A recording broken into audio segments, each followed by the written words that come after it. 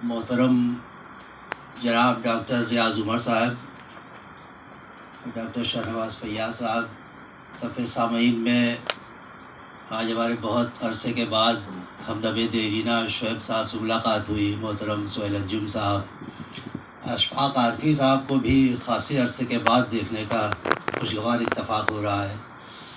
مستحسن صاحب اور تمام معزز حاضرین،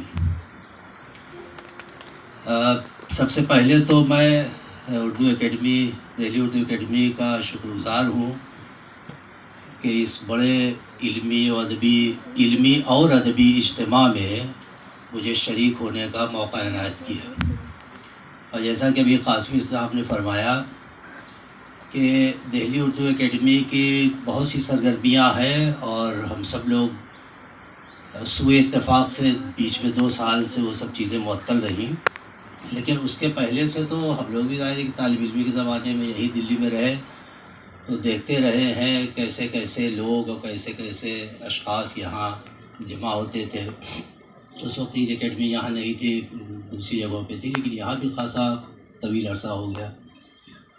تو ان سرگرمیوں میں یہ بہت بڑی بہت بلکہ کہنا ہم کہہ سکتے ہیں کہ افادیت کے لحاظ سے، خاص طور سے جو طالب علم ہیں، ہم سب طالب علموں کی افادیت کے لحاظ سے یہ جو اجتماع ہوتا ہے سالانہ نئے پرانے چراغ، وہ اس کو میں بہت اہمیت، جیسے قاسمی صاحب نے کہا اور میری نظر میں بھی اور آپ سب لوگوں کی نظر میں اس کی بہت اہمیت ہے. اس کی وجہ یہ ہے کہ ایک تو وہ لوگ ہوتے ہیں علمی اجتماعات میں آنے والے کہ جن کی حیثیت اتنی مستحکم، اتنی پختہ اور اتنی بلند ہوتی ہے کہ عام طور سے ان کی تربیت کی ضرورت نہیں ہوتی. ان کی تربیت کیا کریں گے ہم لوگ، کہ وہ لوگ تو خود ہی گویا اس منزل پر ہیں کہ جن سے ہم تربیت حاصل کرتے ہیں. اور ایسے لوگوں کا آنا جو ہے اس طرح کے پروگراموں میں، وہ تمام لوگوں کے لیے، یعنی حصول علم کے میدان میں جو کام لوگ کرنے والے ہیں ان کے لیے بہت مفید ہوتا ہے. لیکن یہ پروگرام کے جس کا مرکز ہی ان طلباء کی تربیت ہے، اس لحاظ سے یہ بہت کارآمد ہے کہ اس میں ظاہر ہے کہ ہم لوگوں کے، ہم بھی ہیں طلباء کے ہی زمرے میں ہیں، لیکن اب ایسی جگہ بٹھا دیے جاتے ہیں کہ لگتا ہے کہ شاید ان کو تربیت کی ضرورت ہی نہیں ہے. لیکن ایسا نہیں ہے. علم کا معاملہ یا علم و ادب کی دنیا جو ہے، اگر کوئی آدمی یہ سوچ لے کہ اس کو تربیت کی ضرورت نہیں تو اس سے بڑا احمق کوئی نہیں ہے. تربیت سے مراد یہ کہ یہ حصول علم کا جو سلسلہ ہے یہ تو تا دم آخر چلتا ہے، چاہے آدمی 100 سال کا ہو جائے چاہے 150 سال کا ہو جائے. کوئی یہ دعویٰ نہیں کر سکتا کہ اس نے جو کچھ بھی ابھی تک جانا ہے، سمجھا ہے، وہ بالکل صحیح ہے، یا جو کچھ نہیں جانا ہے اس کو جاننے کی ضرورت نہیں ہے. تو اس لیے طالب علم تو سب ہیں، لیکن ہاں یہ ضرور ہے کہ اب زمانے کے لحاظ سے جو پورا نظام ہے اس کے لحاظ سے ایک خاص طرح کا سسٹم ہے، اور اس میں ریسرچ ہوتی ہے، تحقیق ہوتی ہے، لوگ علم حاصل کرتے ہیں، پڑھتے ہیں.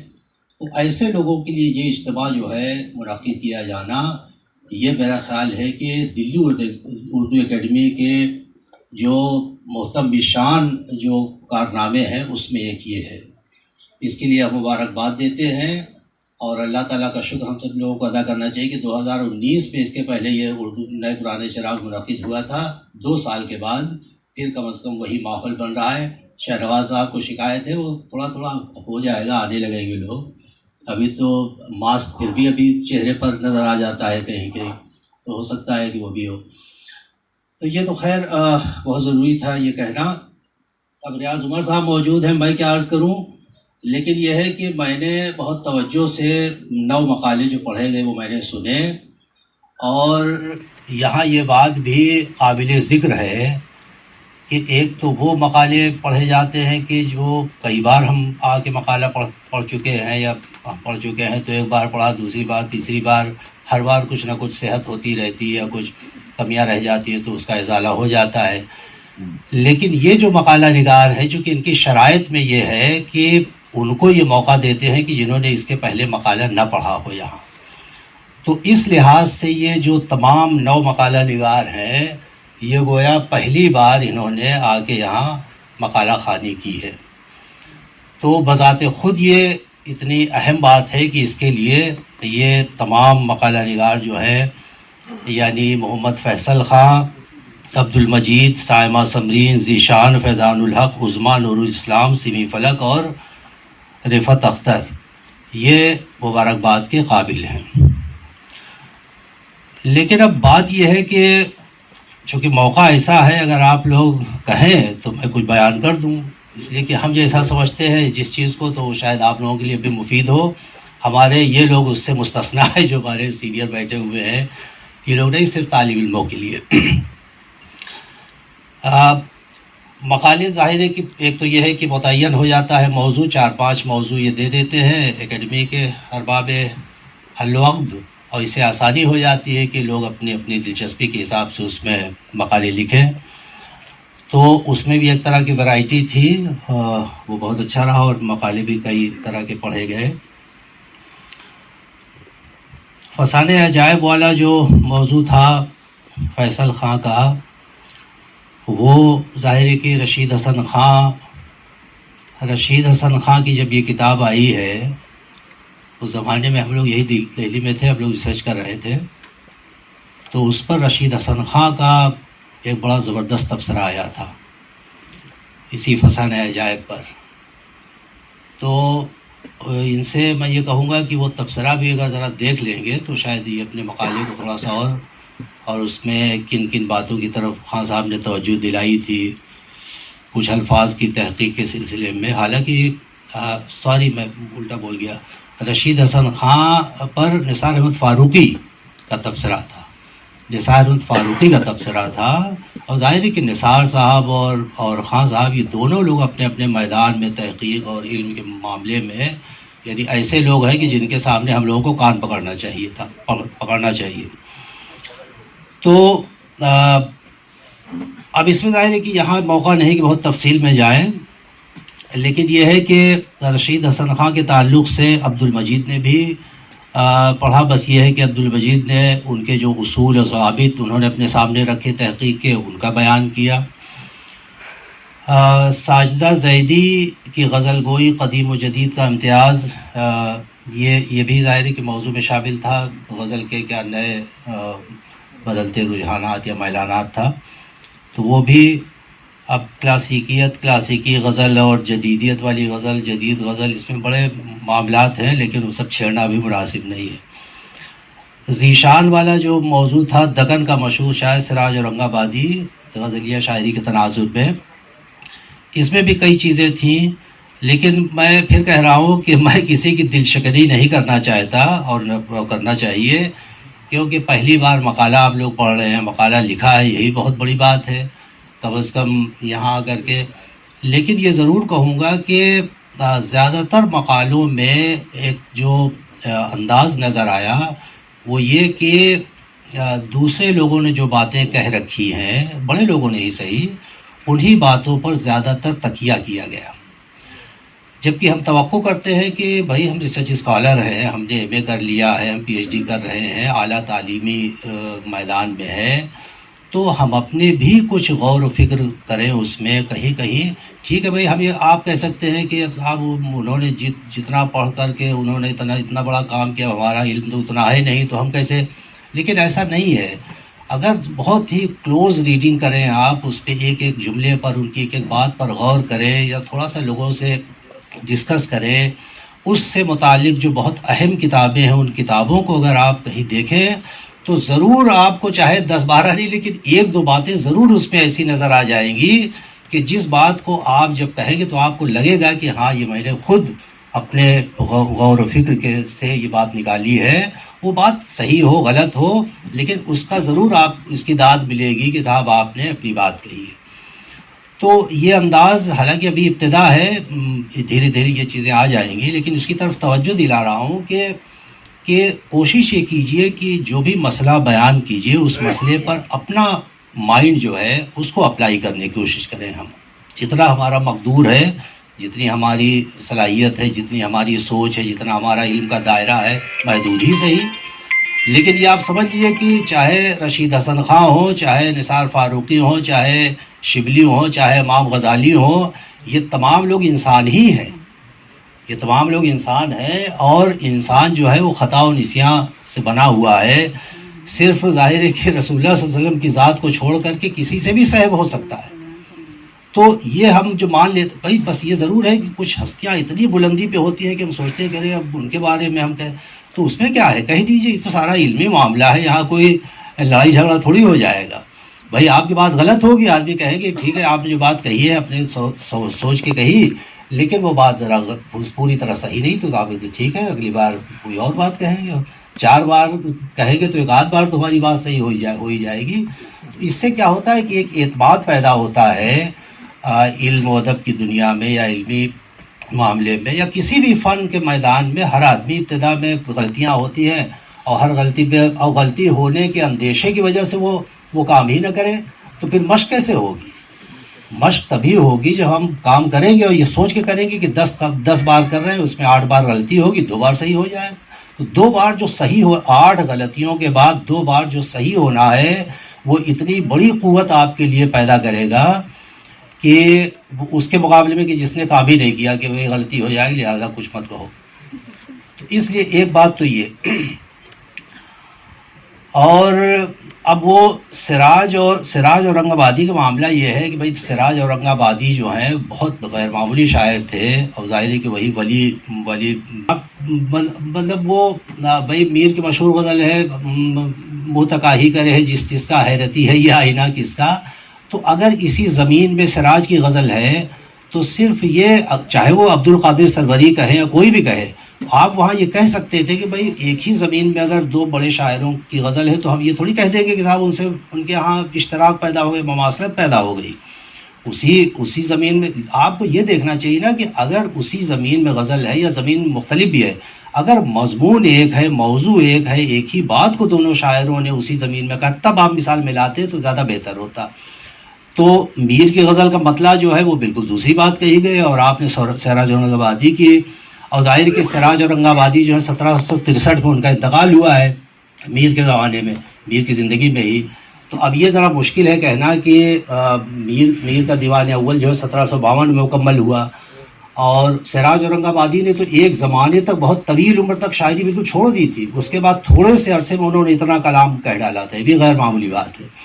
تو یہ کہنا مشکل ہے کہ سراج نے اس زمین میں پہلے غزل کہی یا میر نے کہی، یہ تو تحقیق کی بات ہے. لیکن مثال تب لاتے آپ کہ جب دونوں شعروں کا مضمون ایک ہوتا، یا دونوں شعروں میں کوئی ایسی بات ہوتی کہ جو مماثلت کی بنیاد بنتی. تو ایک بات یہ. اچھا، فیضان الحق نے یہ نکڑ ناٹک فیضان الحق نے شین اختر کی تصنیف پہ بہت اچھا. اب شین اختر کی، اب دیکھیے یہاں تھوڑا سا فرق ہو گیا نا، کہ ایک تو عمومی تحقیق اور تدوین کے موضوع پر گفتگو ہم کرتے ہیں، اور ایک تحقیق ہوتی ہے جس کو ہم سرکاری تحقیق کہہ سکتے ہیں. وہی یونیورسٹیوں میں ہم لوگوں نے PhD کی ہے، آپ سب کر رہے ہیں، اس کو سرکاری تحقیق کہنا چاہیے کہ بھائی باقاعدہ متعین مدت ہے، 4 سال یا 5 سال، اسی میں اچھا ہمارا موضوع جو ہے وہ تقاضا کر رہا ہے کہ ابھی اس میں کچھ ایسے شواہد یا کچھ ایسے معلومات تک ہماری رسائی ہونی ہے کہ جس میں 1 سال اور لگے گا تب جا کے اس کا حق ادا ہوگا. لیکن سرکار کہہ رہی ہے نہیں صاحب آپ کو مقالہ جو ہے وہ فلاں تاریخ فلاں مہینے فلاں تاریخ کو ہی جمع کرنا ہے. تو اس کے ظاہر ہے کہ اس کے تقاضے اور اس کے پھر اور بہت سے پہلو ہیں. تو لیکن یہ ہے کہ شین اختر صاحب کی ہم لوگوں نے بھی پڑھی تھی کتاب اس زمانے میں PhD کے دوران. کئی کتابیں رشید حسن خان کی اور شین اختر کی اور تنویر علوی صاحب کی اور بہت سی.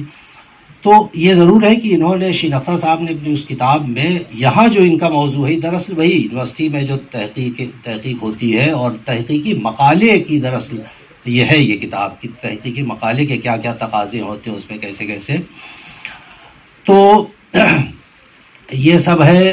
سیمی فلک کا نور الاسلام نے نکڑ ناٹک میں پڑھا، عظما نے قدیم اردو نثر اور اہم تصانیف، اور پھر مشقی تحقیق ظفر احمد صدیقی. تو بہرحال یہ سارے موضوعات پر سب لوگوں نے جو مقالے پڑھے مختصر تھے، لیکن مقالے ضرور ایسا لگا کہ مطلب محنتی سینس میں کہ مطلب کتابیں ان کی پڑھ کے اور خوب اچھی طرح پوچھ کے. بس یہ ہے کہ ذرا اپنے خیالات یا اپنا ذہن استعمال کرتے تو اس میں 1-2 جگہ.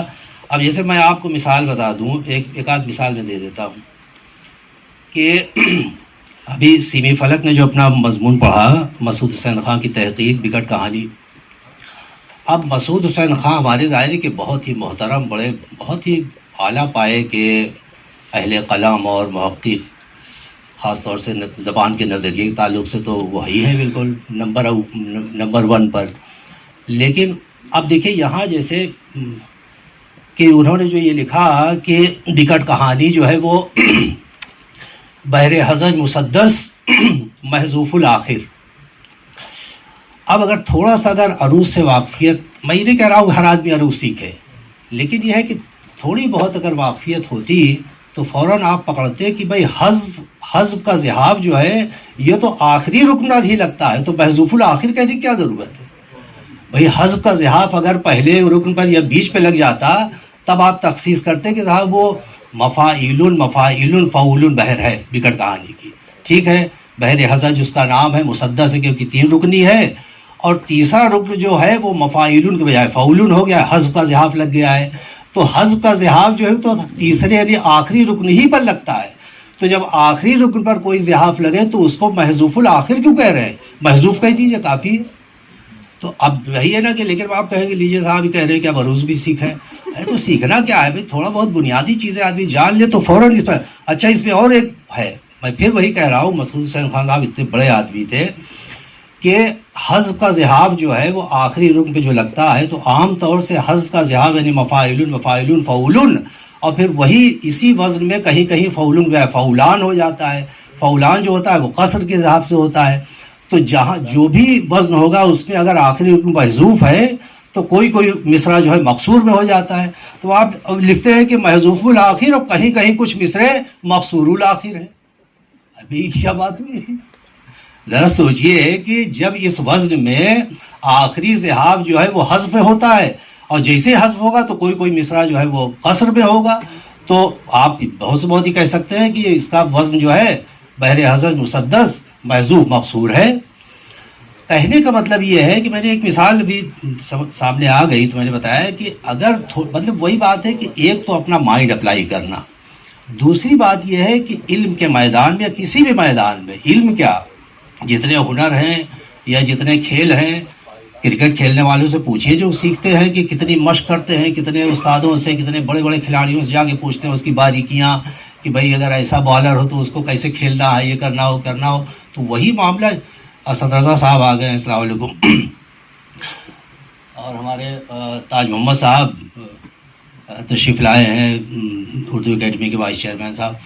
تو میں یہ کہہ رہا ہوں کہ جس بھی میدان میں آدمی ہے اور ظاہر ہے کہ پورے سنجیدگی کے ساتھ ہے اور اسے اپنی زندگی کا ایک منصوبہ بنا کر کے کہ بھئی اس میدان میں ہمیں کچھ کرنا ہے، تو اس میدان کی جو بنیادی ضرورتیں ہیں، جو بنیادی تقاضے ہیں، جہاں تک ہم سے ہو سکے، ہم یہی دعویٰ کرتے ہیں کہ یہ سب کچھ آدمی سیکھ سکتا ہے، لیکن جتنا ہو سکتا ہے اتنا ہم حاصل کرنے کی کوشش کریں تو اس میں کچھ نہ کچھ ہمیں کامیابی ضرور ملے گی. آخری بات جو میں بہت اہم سمجھتا ہوں، چونکہ ہم لوگوں سے بھی یہ باتیں کہی جاتی رہی، ہمارے جو بزرگ تھے ان لوگوں نے کہی ہے، لہٰذا اپنا فرض سمجھتا ہوں کہ یہ بات میں کہوں، اور یہ بات فائدے کی نہیں ہوگی تو نقصان کی تو ہوگی نہیں، لیکن فائدہ ضرور ہوگا. ایک بات یہ ہے کہ زبان کے معاملے میں اور الفاظ کے استعمال کے معاملے میں، زبان کے معاملے میں جو رشید حسن خان کے اقتباسات پڑھے گئے یہاں وہ بہت اہم ہیں، اور خان صاحب کی تحریر آپ پڑھیے، ان کی نثر پڑھیے تو معلوم ہوتا ہے کہ واقعی علمی نثر کیسی ہونی چاہیے. یعنی اس کا شعر پڑھ کر کے دریا کی روانی یا آبشار کا احساس ہوا. اب آبشار کا احساس، آبشار دیکھا ہی نہیں ہے تو احساس ہم کو کیا معلوم ہوا کہ نہیں ہوا. ابھی اس کا شعر پڑھ کر کے میرے دل کو خوشی ہوئی، اچھا لگا، شعر بہت پسند آیا. یہ سیدھی بات کہیے، حالانکہ پسند آئے میں بھی آدمی کہے کہ صاحب کیسے پسند آیا، ٹھیک ہے پسند آیا آپ، لیکن اس کو تشبیہ اور استعارہ اور اس طرح کی چیزوں سے سجا کے عبارت آرائی جو ہے علمی نثر کے لیے زہر ہے. یہ آپ سمجھ لیجیے، عبارت آرائی علمی نثر کے لیے زہر ہے اور زہر قاتل ہے. یہ آپ سمجھ لیجیے. عبارات آرائی کرنا ہے، آپ عشائیہ لکھیے، مزاحیہ مضمون لکھیے، افسانہ لکھیے، وہاں جتنا چاہیے عبارات آرائی کیجیے، بلکہ وہاں یہ چیزیں آپ کے لیے زہر کے بجائے شہد کا کام کریں گی. لیکن علمی نثر میں وہ چیز جو ہے وہ بہت نقصان دہ ہے، کیونکہ علمی نثر کا مقصد یہ ہوتا ہے کہ جو کچھ آپ کہہ رہے ہیں، اگر ہم کہہ رہے ہیں کہ یہ دن ہے تو اس کا مطلب یہی ہو کہ یہ دن ہے، کہ کہیں تعویل نہ ہو سکے کہ دن ہے کہ رات ہے کہ شام ہے کہ صبح ہے. اور عبارات آرائی کیا کرتی ہے کہ ہمارے جملوں کو یا ہماری باتوں کو وہ تعویل کی طرف لے جاتی ہے، کو مثالوں کے ساتھ واضح کرنا چاہتے ہیں، اور واضح کر کے ہم بتانا چاہتے ہیں کہ ہمارا مقصد یہ ہے کہنا. اب ہماری بات اگر آپ سمجھ گئے تو آپ بتائیے کہ آپ اس سے متفق ہیں کہ نہیں. وہ کہے گا کہ ابھی سمجھ ہی بھی نہیں آئی تو ہم اتفاق و عدم اتفاق کیسے کہیں.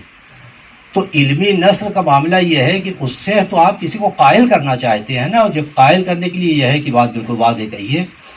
ایک تو بات یہ عمومی بات تھی کہ یعنی اس طرح کے جو مقالے ہیں تنقیدی مقالے، مطلب یہ موضوع تحقیق کا ہے لیکن یہ سارے مقالے جو ہیں ان کی نوعیت تنقیدی تھی، وہ تنقیدی مضمون تھا سب کا، کہ کوئی بات آپ نے کہی پھر اس کو تجزیہ کیا پھر اس کو ثابت کیا. اب ایک دو بات اگر اجازت ہو تو زبان الفاظ کے تعلق سے. ایک تو یہ کہ خدا کے واسطے بہترین کا لفظ کا استعمال جو ہے بہت کم کر دیجیے. یدی بہترین ایسا استعمال کیا جاتا ہے جسے وہاں پر یہ ہونا چاہیے کہ بھائی ان کی فلاں کتاب جو ہے بہت اچھی کتاب ہے تو آپ کہیں گے بہترین کتاب تھی.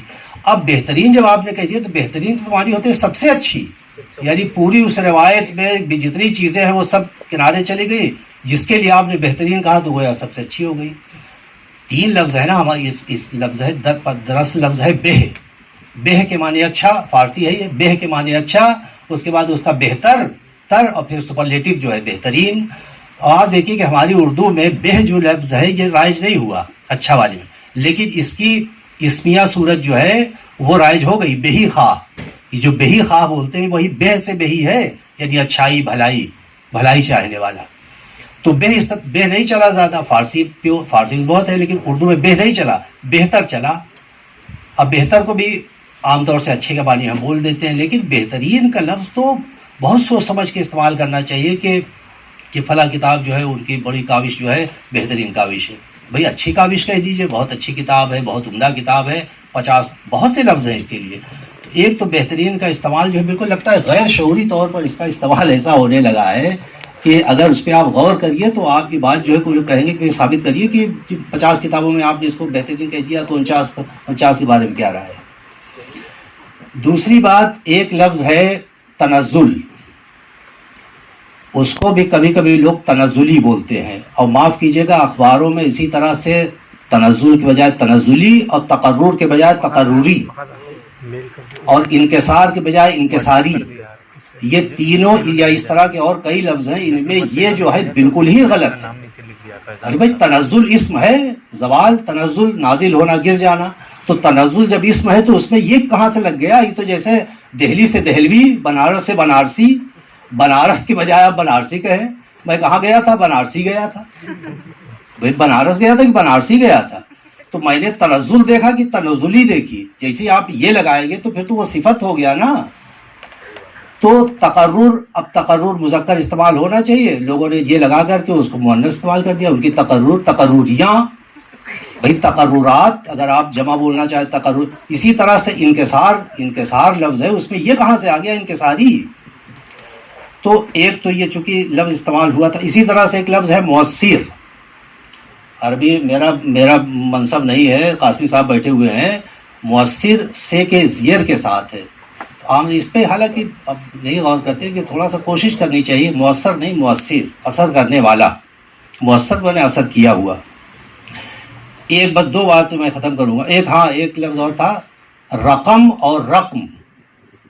رقم جو ہے وہ ہے پیسہ دولت والے معنی. مجھے وہ رقم وہاں سے ملی، اس میں قاف جو ہے ساکن ہے، اور لکھنے والے معنی میں وہ رقم قاف زبر کے ساتھ ہے.